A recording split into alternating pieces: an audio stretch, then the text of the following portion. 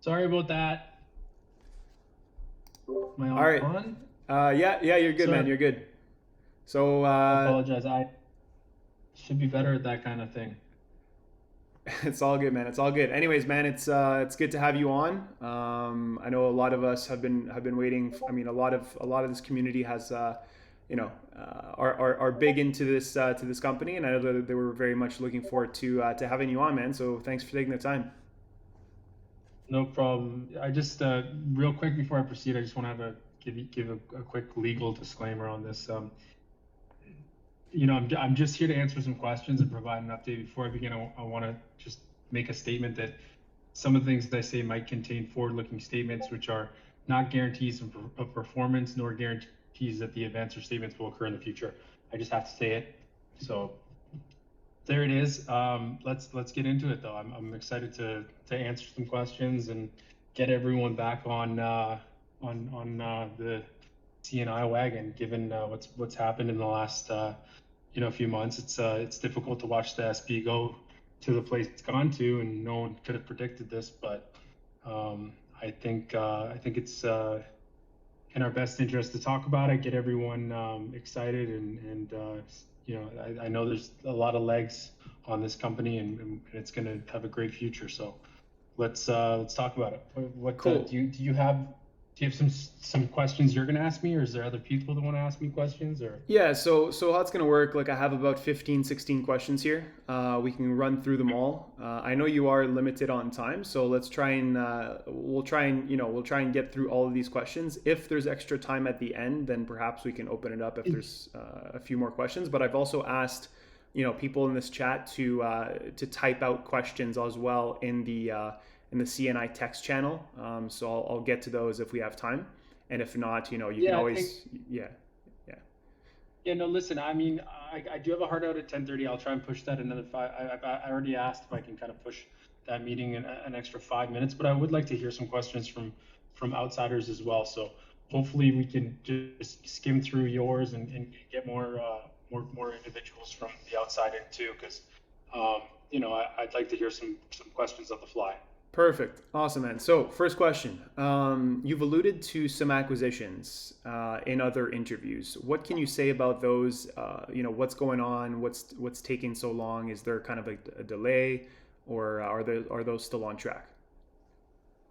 Okay, so when you speak of acquisitions, do you have anything in particular that you're trying to um, to to point to, or do you mean the acquisitions that we had discussed in interviews that were kind of theoretical? Like, are you Yeah. talking about Bluezell, which was a okay? So sorry, yeah to what?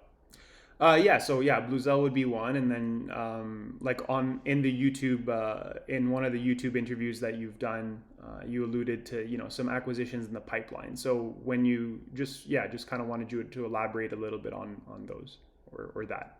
Okay, so yes, there's acquisitions um, that we've definitely been focused on over the last 6 months. Um, with any company, especially small cap companies, your value can grow exponentially when you bring something into the fold that's either high user based assets or something that brings in and generates high revenue. So acquisitions are obviously a great way of bringing short-term value and growing a company faster.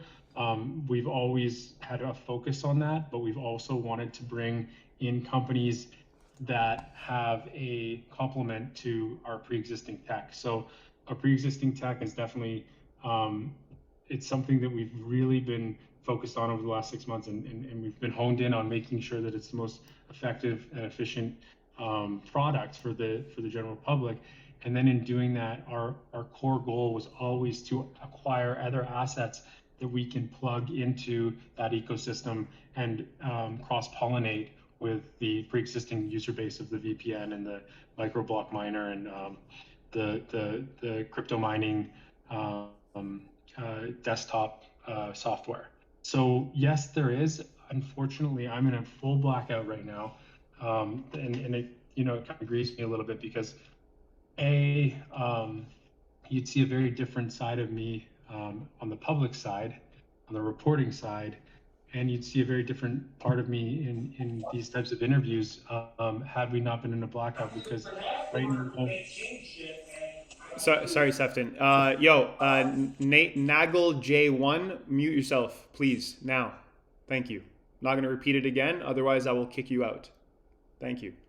Sefton, go. so no problem, no problem. So you'd see a very different side of us if in how we're handling certain things right now had we not been in a blackout with this current prospectus. So we're obviously trying to expedite that as fast as possible so that we can come out to the market with some of the more exciting advancements that we have. Just unveiling the tech, and I'll get to it. Obviously, I'm sure you're going to have a question about it. But unveiling the VPN tech, it was very surprising, the response we got. So nice, great to hear. But I don't want to jump from one question to the next. So you go through your questions. Yeah, no, that's good. Okay, what if you had to answer the question just like, what is CNI's main goal in 2022 and beyond? What are you trying to become? What do you want Cloud9 to become?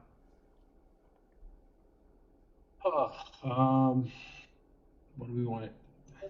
So, okay, the goal, becoming something, and the goal are the, that is a bit baited, because it can, these types of things can go down many different roads, and opportunities can span into very different directions as we go. So I don't want to put myself in a position where I'm going to say something that could be misguided.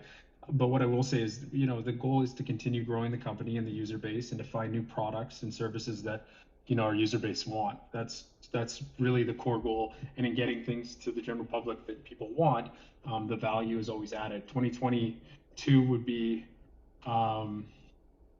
we'd like to add additions, products and services, and certainly acquisitions. In short. All right. What can we expect for the remainder of 2021? Obviously, there's about a little more than 2.5 months left, almost 3 months left here. What can investors look forward to? Obviously, it's been very silent for a long time, and not many updates. What can people look forward to? Yeah. So first we need to complete the base shelf. There's nothing we can do before that's done. Any material transactions that arise, we're going to obviously update the markets, and we're going to put that news up. For obvious reasons, I can't disclose anything that isn't material, but what I can say is that we're extremely impressed with the uptick in our VPN launch. We're going to continue to update the market as that continues. And I encourage everyone to go and download that and try and use the product and see how it is and give feedback and all that kind of stuff. But you have to understand that that's like our foundation. That's something that it was it was the foundation of what built the company and started the company. And then all of those other aspects that we've talked about in the past, or created statements around visions in the past, those are all in the works. Those are all things that we're fine tuning and getting ready, and doing all the necessary, building and tweaking and creating value for it to unveil to the industry. I gotta be really careful about how I talk. I'm sorry. I just don't want to say something and then BCSC have someone on this line. So I gotta be extremely careful. Yeah, no, obviously I want to build excitement for you guys, but I've been told, just to be careful. So when will that change? When do you realistically expect the prospectus to be completed, as well as obviously the blackout to be over? Like, what is there kind of like a timeline? I know it's taking longer than you thought it would. Do you have an approximate kind of sense of when that's going to end? So how it works with file, so when you file a prospectus, what it means is, you have to go back and forth with the BCSE to get approval to be able to raise capital without a hold. So basically, for us to do a financing without a hold, we have to go go and apply, basically open up everything to the BCSE, and I'm talking everything. We have to go through with them, show them what every expenditure was, show them what every little tiny minuscule detail was, show them who every shareholder is, show them what every single share is from the 6 cent shares, the 7 cent debentures, the 30 cent, everything. Like we have to unveil everything. We have to unveil our plans, what we plan on doing, what we're doing, how the tech works. This is not isolated to us. This is just education on how prospectus works. So going back and forth with them, it can be on your best day, it can be a month, and that's where it's really where the education process is extremely easy for the regulators at the BCSC, and it can be up to 3 months if it's something where you're going back and forth and explaining and telling them what your plan is and this and that. We've already been in the process for a good month and a half, 2 months now. We're really, in my opinion, and I'm stating it as my opinion, I think we're on the tail end of it. You know, I guess to put it simply, you'd ask me realistically when we expect the blackout to be over. I'd say anywhere from 3 to 5 weeks would be on the very end of the spectrum, because I just don't see what could hold us up further from that. But at the end of the day, I can't speak to it because there's certain things that are just out of our control. So No, yeah, I mean, that's wish I fair, had man. a That's fair. It's more like people, it's I feel like a lot of people in this, in this Discord just don't understand that whole process. So I just kind of wanted you to shed a little bit of light on it. So hopefully that was helpful for people to understand. Yeah, it's a regulatory thing, right? Because when you go and raise capital for any company in any other form, you're going to hold, you're going to put a holding pattern of about 4 months, I believe it is, to anyone investing. When you go to like large banks, and when you go to anyone who can do a substantial amount of money, like 10, 50, $100 million, um, you have to go through this process because the BCSE doesn't want just anybody going out and raising crazy amounts of money um, with free trading stock and doing it in an obscure way. So they want to make sure that you're doing it in a very smart and compatible way with how they are trying to operate this exchange. Yeah, it makes sense. I mean, you want to make sure everything's kosher and no funky stuff going on. I get that. So Dan is currently an advisor for the company, right? Dan Reitzik. Obviously, he's had a lot of success with DMGI. Very big in the space. Smart guy. Is him stepping into a larger role a part of the plan? And if so, then what kind of role would it be? Um, yeah, that's a good question. I wonder if he's listening right now. Dan and I talk frequently, and as things progress, he will become more and more engaged. And in my opinion, I believe he will step into a larger role. Yes, I truly believe that will happen. Um, and we work every single day. We talk every single day. It's CNI, CNI, CNI every single day. This is a guy who took a stock from $1 down to 7 cents, then back up to $6. If anybody can do it and fundamentally do it, it's this guy. He is the most accredited and feasible option for coming into this role. And I can tell you from my end, I push every single day on that, and I truly believe that, in my opinion, it will happen. But at the end of the day, it's all fundamentals. He's a fundamentals guy. So right now, he's impressed with what happened with the VPN. He's impressed with how things are progressing, and we're continuing to fight every single day and work hard and make sure that those fundamentals reflect what the share price will be. So sorry, the share price will reflect what the fundamentals are. Mm-hmm. That's why when have these conversations. It's very difficult. Trust me, we're blacked out right now, and I see the share price like this. It's a difficult conversation to have. Yeah, for sure. That's good to know. Yeah, Dan. I mean, I've done my digging on Dan. Like, I think obviously that would be extremely positive for the company. Who are the key I met a lot of people? I met a lot of guys in my career in my life, and you meet people and you get a gauge of them, and you get a sense of the type of person that they are. There's very few people I've met in my life in business, and you meet people that always have a facade, or they put on a certain face for different people, and they kind of it's a shell on the outside of who they truly are. Dan is when I say that, there's so many guys I meet that they come across very honorable and honest and respectful, and then 2 months down the road you realize that they're you know just aimed at capitalizing on either a relationship or an opportunity, which everyone should want to capitalize, but you got to do it the right way.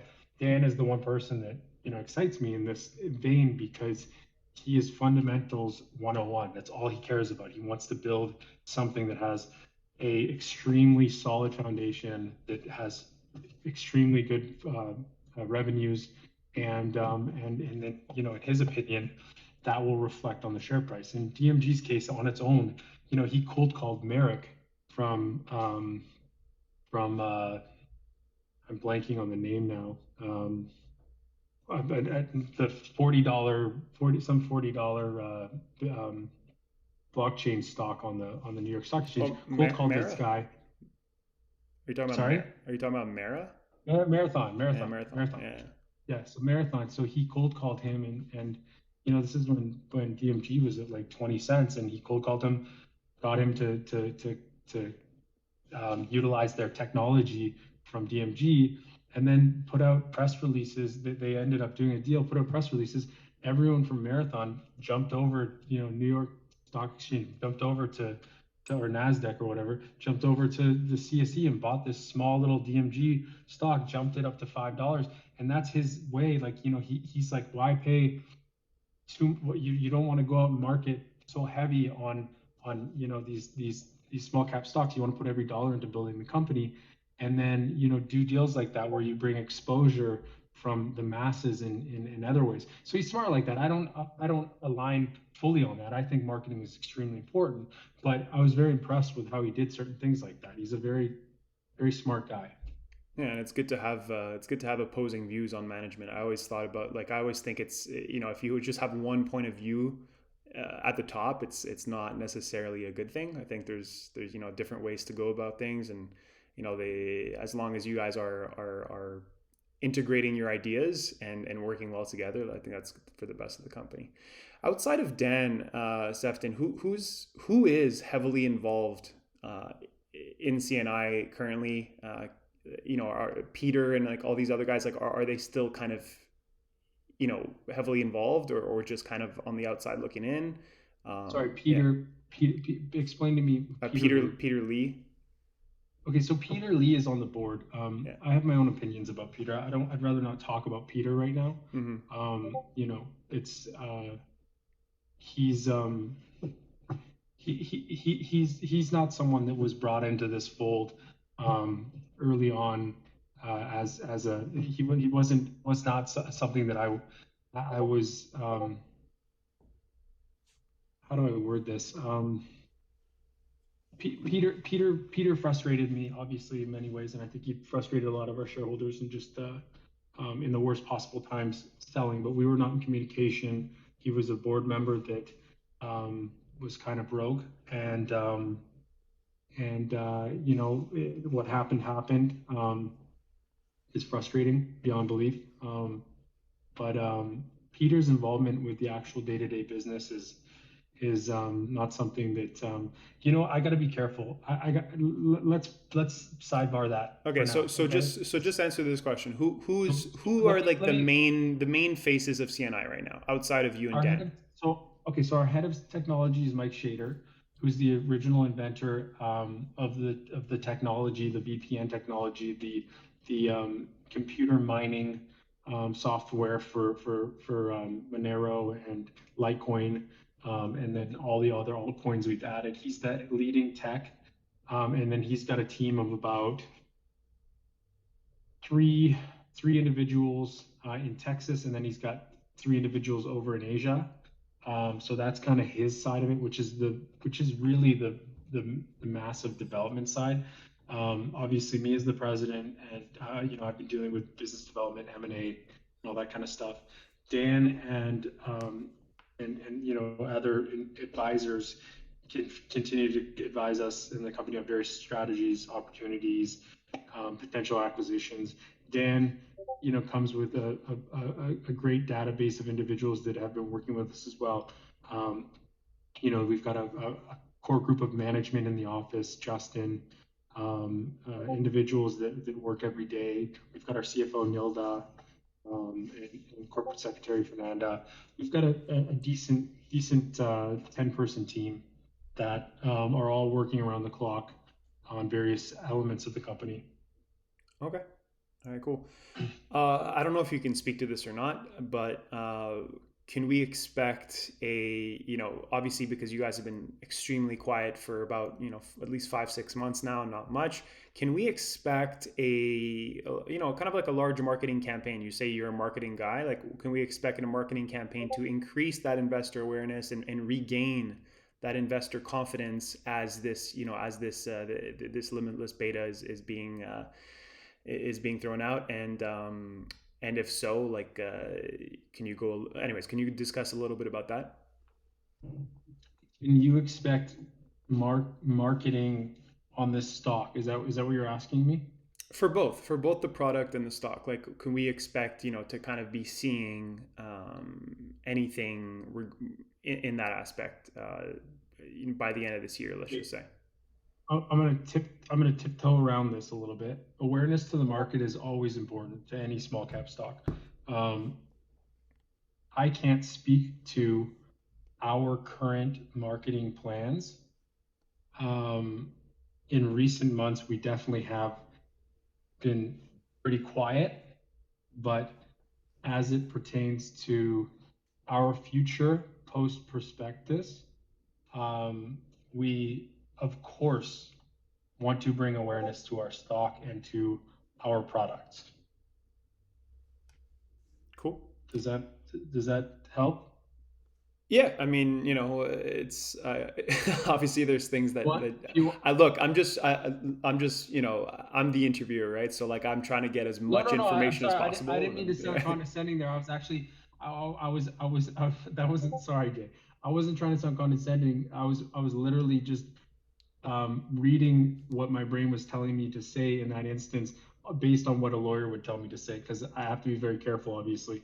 So yeah, that's that was fine. not, that wasn't, maybe it sounded like I was being a little bit condescending, but no, I was just, my brain was just kind of Yeah, no, no, man, no, speaking. no. I didn't think that was condescending. I was just, I was just, again, like, I'm just playing the interviewer role, so I'm just trying to, No to problem. pull out the most info that I can for You're people, doing a and great yeah, job. yeah.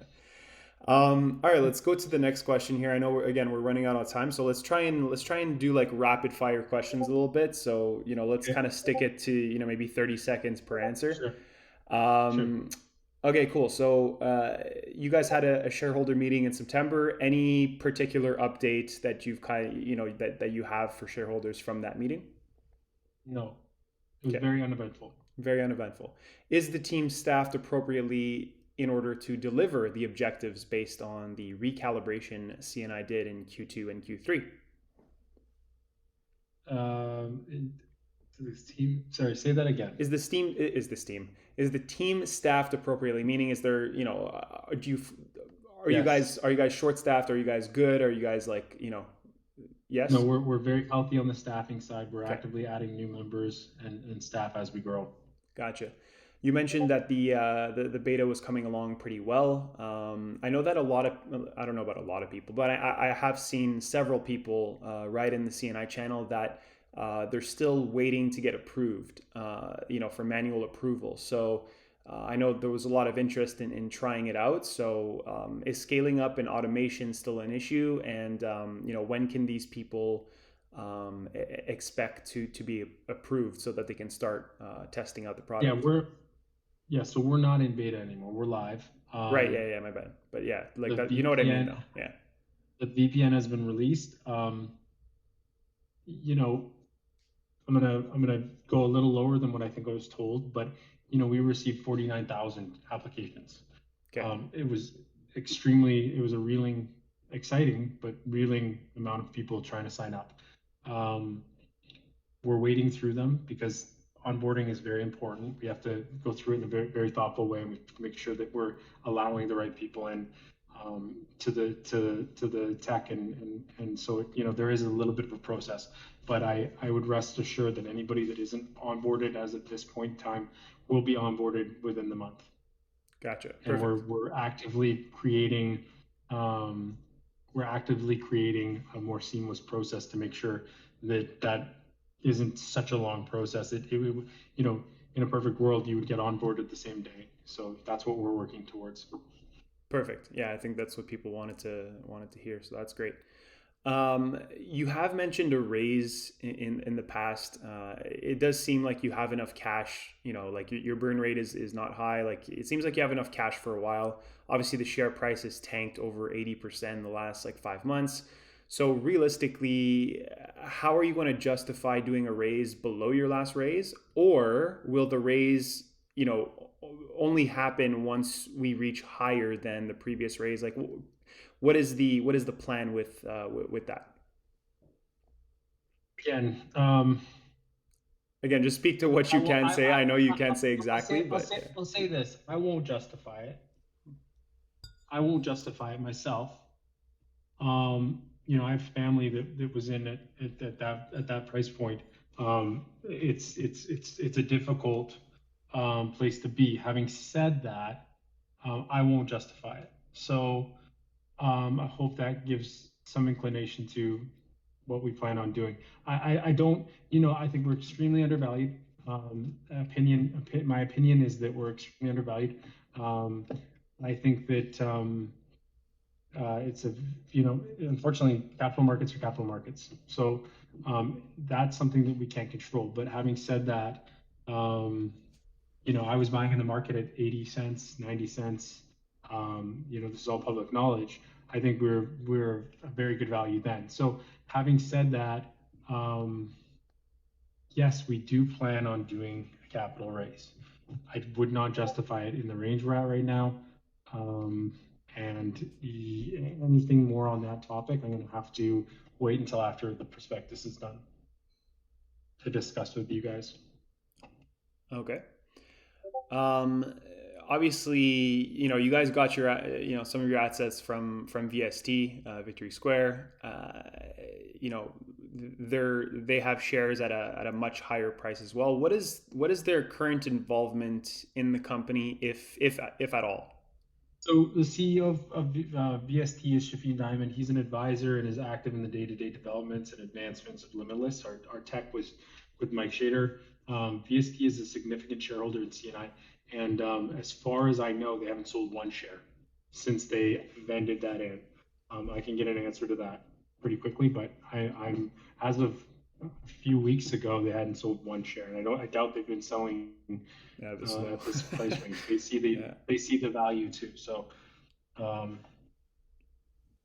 Yeah, it yeah, makes sense. I mean, if you're accepting shares at $1.36 or $1.37 or whatever it was, if you're selling that at 28 cents or whatever it is today, that I don't really see the logic in that. But yeah, okay, cool, good to know. Do you have any updates um, on maybe the acceleration of growth and of adoption of the Limitless platform? Obviously, you mentioned, you had 49,000 signups and all this kind of stuff. Do you have any? Is there anything that you can say concerning that?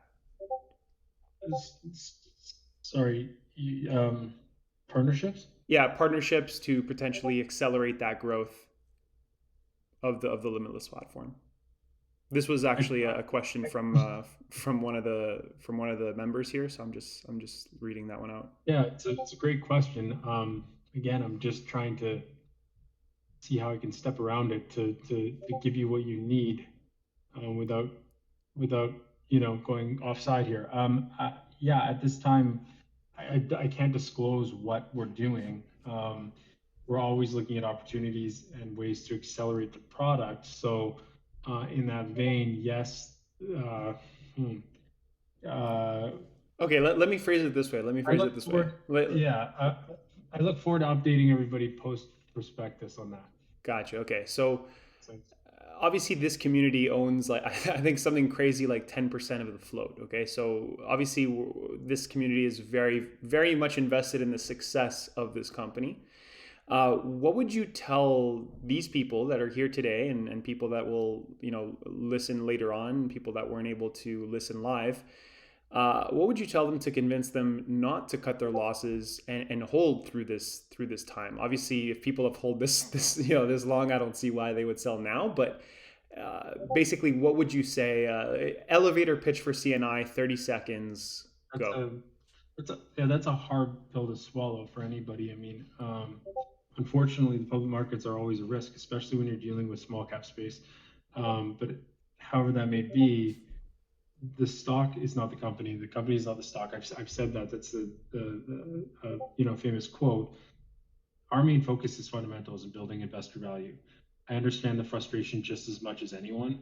Um, I'm in that. I live that. My name is posted across the presidency board of this company. So, um, I'm working every day to make this company succeed. We look to push this SP as fast as possible to reflect that fundamental. So, um, um, you know, yeah, it's difficult. I mean, I guess 10% of the float is a big piece of the pie, and trust me, I know a lot of individuals that are in my world and close to me are make up a large portion of the float as well.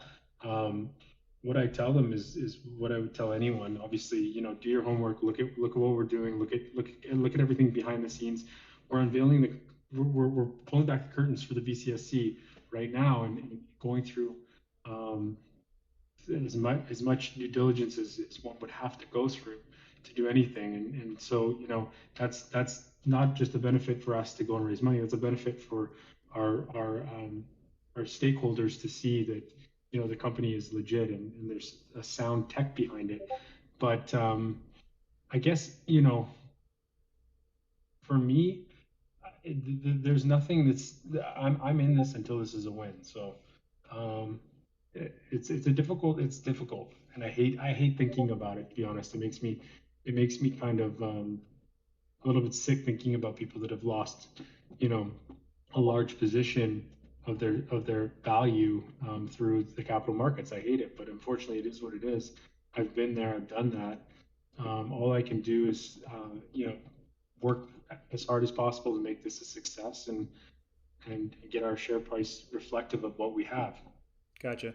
So I know now, obviously, the VPN miners, the mining aspect of the company is obviously the main focus right now. I know that later on, 2022, you guys were talking about decentralized storage, et cetera, et cetera. This is something that I think was one of the main attractions for me as an investor, as well as I believe, I'm sure other people would agree with me as well. So can you go into a little bit about, maybe not the complete roadmap, but just kind of like a little bit of a taste about the decentralized storage aspect of the business? So what our plan was from day one was to build a foundation, whereas we could implement different applications to or modules, so to speak. That's on the tech side. That's how they kind of explain it to me. You create the foundation. You create that the tech, which was limitless VPN. It was the foundation of the company, and in doing that, you then add different products onto that. And as you build that user base, you enable that user base to utilize other products within it. It's like Google's like suite of products. You know what I mean? You build that different suite of products within the same ecosystem. So the limitless storage, the mining, decentralized mining, the plans to do fractional ownership of actual mining in data centers. These are all within our plans. They've always have been, and they always will be. So that's, in a very short and concise way of putting it, our strategy of using our limitless VPN to gain traction and a rapid audience slash customer base growth, and it has always been what we wanted to launch other related products and services to our initial audience and build that audience out based on that. So, as we build these products and services, we'll update everyone in a timely manner on these things. But as it goes, we have to one thing at a time. And as we unveil those things, we have to, it's a lot more sticky than just oh, okay, the foundation is there. Now we can just add the applications. Now it becomes within that vein of acquisitions and building out becomes much more of a process. So yeah, it's all there. Everything that we've talked about in the past, every interview we've had, it's all part of our roadmap and our plan.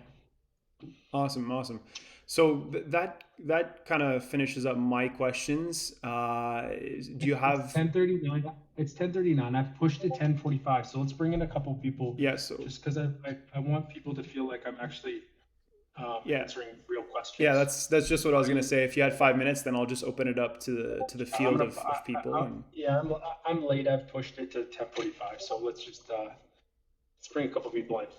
Sure. Okay, cool. So go ahead, guys. Obviously, just unmute yourselves and ask your questions directly.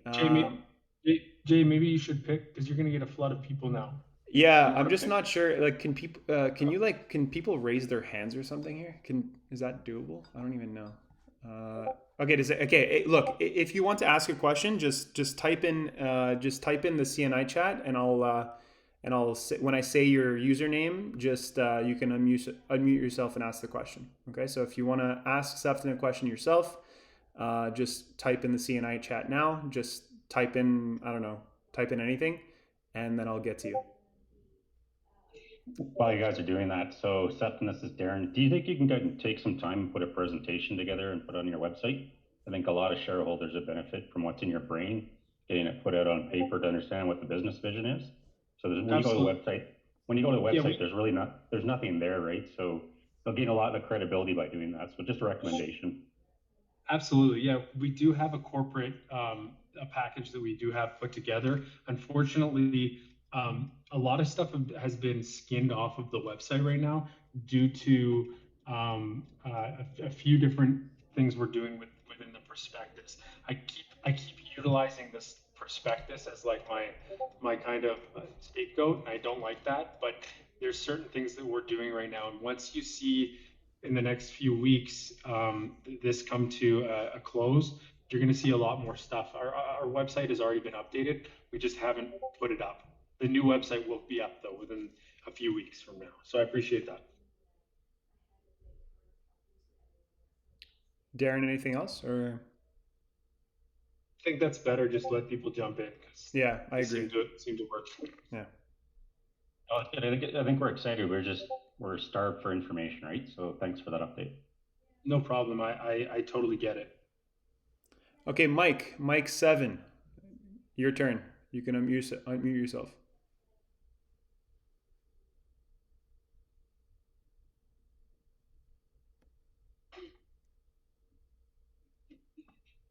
Hello, do you hear me? Yes. Yeah. Yes, sorry. So basically my question is, does the limitless VPN currently have the mining function enabled, or is it just the VPN? And secondly, when can we expect the microblock miner? So, good question. So right now we have the mining. It is not enabled for the end user. So the VPN was launched strictly as the VPN, but it's mining. It's just mining for the company right now. There will be we will unveil in the coming I would say, and again, there's no guarantee on this, but I would say within the next 3 months, 2 to 3 months, we'll unveil the actual profit sharing mining element to it. The reason why we couldn't do that at this given time is because the ability to transfer cryptocurrencies from one person to another in real time is almost impossible. They're developing out a lot of fintech platforms that are making this easier and easier, but it's almost impossible. What we're trying to build out right now is it's more driven by like hitting a threshold. So once you've got $100 USD worth of crypto in your account, then you can deposit it back to yourself, to your account. So it's something that we had to work on, but at the end of the day, the VPN and the mining function was working so well that we made an executive decision to unveil the VPN, and then we'll add that module on in the coming months that allows the profit sharing. But we have such a big response that we wanted to get it out there, and then in turn bring revenue for the company, because really, it's working perfectly, and people are getting a service. They get a free VPN, which they pay $5-10 for a month, and it's a very good service on that level. We thought in the interim we may as well let people utilize that for free, and we'll utilize the computing power to bring the crypto mining to the company for now, to create more revenue. Sounds like someone else is on here. Yeah, Hidan or Hayden FTW, please mute yourself unless you want to ask a question. Do we have any other questions here that people want to ask? If you do, then just unmute yourself and you can ask Sefton directly. Yeah, thanks a lot for, can I? Yeah, sure. Yeah. Hey, well, thanks a lot for doing this. I believe that's going to build a lot of confidence for at least this community. We've been supporting this since we were presented with the deal, with the opportunity, I mean. I was just thinking about, at some point we were asked for our data. I don't know if there's something going on with that, and it would be nice. Well, I'm just going to interrupt there. Like I did, right? And, that's, I sent it, right? So I don't think... I don't know if Sefton even wants to answer that, but yeah, I sent you guys' data in hopes that something could potentially happen. But again, like that, I don't think that's necessarily an appropriate question. But I don't know, Sefton, you can or don't, like if you want to pass that question, you can. I'm not entirely sure what the question is, but if you're worried about it, maybe we should talk offline. I think he's referring just to when I sent the community's holdings, like the community's shares, like how much people. Yeah. Got it. Yeah, we'll talk offline on that. All right. And it wasn't. Sorry, that wasn't an inappropriate question. I just think it's something that I need to understand better, and it's probably not. It's probably best to talk about it offline. And then Jay can get back to you guys on the answer to that. Sure, that's fine. Okay, Lucky Pete, go ahead.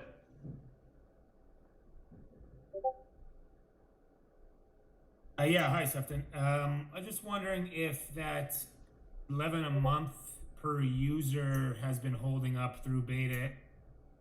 Yes, it has. Yeah, it has. It's actually been a little bit better. Computing power is a weird thing. I mean, there's some computers that are like doing like $28 a month. There's also like these, I don't even understand it, to be honest, but there's these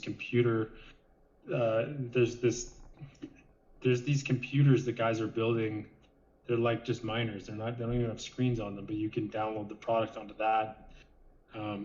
Mike Shader, our chief technology, our head of technology, he had some guy testing it, and they were doing like, off that one computer, they were getting like $52 a month, which is pretty substantial. I mean, the computer itself is a $4,000 computer, but at the end of the day, it was pretty impressive. I think things are getting better and better on that level. You know, with hash rates right now and where Bitcoin, as hash rates go down and Bitcoin goes up, though, they're kind of leveling on each other. So it's interesting. I mean, every day they try to explain a lot of this stuff to me, and just obviously, I hope you guys can appreciate. I'm not a computer guy. That's not my wheelhouse. I can talk about things, I can learn things, and I can repeat and try and show people the value in what's there. But I don't understand like a good 50% of the verbiage they throw at me. I don't understand, but when they explain it to me in very layman's terms, it's becoming very, very, it's becoming very profitable and seamless in how our tech is able to decipher the coding. When this tech first started in 2017, on the first bull run of Bitcoin back then, Shader he developed this, and it was just like his own little thing. It was like on his computer at home, and he developed it, and then he put it out to the masses. He did like some guerrilla marketing, got it out to the masses, and he was doing $120,000 USD a month, and it was just going in his own bank account. He was doing it for a good year like that, and then it was like, look, let's scale this. It's insane. And then it was like, okay, yeah, and so it's just funny, like now it's become a completely different beast. But yeah, we're definitely holding that bottom line of $11. It's definitely hasn't dropped below that. All right, cool. I know we're obviously running over time here, so let's open it up to one more question, if there is one. You can do two more. That's fine. Do two more so we don't get a. All right, let's go with two more questions then. I wanted to ask, thank you very much for doing this, Sefton. Are most of these users in the United States, or is it international as well? It's funny. We're becoming more and more international than we are in the U.S. It's one of those things you have to remember. It's like, I don't want to compare it to any kind of arbitrage because it's not like that, but like Thailand and stuff, we're getting so many users because their cost of living is so much lower, and their computing power is the same, right? So you're getting $20, if you're getting $15-$20 a month from your computer out there, it goes a longer way. Obviously there's middle America and these smaller little kind of more simple places where you get individuals from the United States and Canada that can pay their electricity bill with something like this. But yeah, more so overseas, we're seeing a huge influx, like a lot of onboarding from Thailand and Asia. So,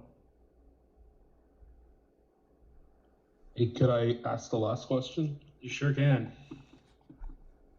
So I just had a question, just pretty simple. If you guys have a social media like Twitter, and the reason I ask is I know that every company is different, but I think maybe I'm not aware if you do have one, but it could be a good way to keep in touch with investors and probably even build awareness to clients as well, or other customers or prospective customers. So I don't know if Cloud9 has or plans to get into that social space, particularly with a Twitter. We do. Yeah, we do. The activity has been low. I'm just looking right now. We do have an Instagram, and we do have a Twitter. Having said that, I don't see. Well, I mean, there's a group that runs this side of things. I can, what I'm gonna do is after this, I'm gonna put some names and emails onto the Discord chat. Thanks a lot. Of individuals that are that you guys can all contact that can answer certain questions. Like on that level, if you have some insights or some some recommendations that you guys want to bring forward to any of the individuals. Like I have someone that does our social media. He also does our website, that all that stuff that's being done. I can put that on there, and then you guys can send some recommendations or questions or comments. And we're always looking for ways to make things better for the company and better for you guys. So I appreciate all the intel and all the suggestions. Yeah, and just something I'll add in quickly. Like I'm sure within this community that is invested into Cloud9, I'm sure there are graphic designers, or there are people who run socials, or have ideas on how to help with that. So I'm sure that's something that people would be open to doing too. You know what I mean? Like so that could be something we look into as well. Absolutely. All right, cool. Anything that you guys can help with that you feel is a benefit to our company. Well, I don't look at this like we're some, maybe a company, we may have some pretty substantial individuals on board, but I will always listen to as much as I can from the outside views and try to improve in every single way. We've been doing that with the beta testing of the tech for the last 6 months. I've been listening to the beta folks all day long. So it's definitely an exhausting process, but of course with you guys shareholders, it's important. I mean, this company isn't us. This is you guys. This is like we're yes, luckily we're able to manage it and be where we are, but you guys own this company. I mean, it's owned by a large amount of people. So put forth any questions, comments, anything you guys have. We want to hear it. Yeah, so on that, if you guys do want to help out in whatever way, let's say you have any particular skills that you want to share or get involved with, just send me a message. Don't be shy, and or even tag me in the CNI group, and then I can make the bridge connection to Sefton himself, or to whoever it needs to be to.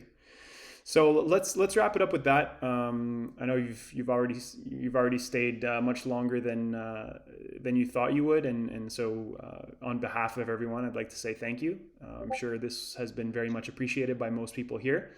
And just reading some messages in the CNI channel right now, which I'm sure you'll read. I'm sure you'll go read them. But I think this interview has been very, very, very helpful for a lot of people. And has returned a lot of confidence and a lot of excitement. So thanks for joining us, Sefton, and let's do this again after the prospectus is filed. Absolutely, guys. Absolutely, anytime, and I look forward to talking more and showing you guys what we're up to. So thank you so much, Jay. I appreciate it. I'm gonna jump off. Yes, sir. All right. Thanks, Sefton, and thanks everyone for joining. All right, take care.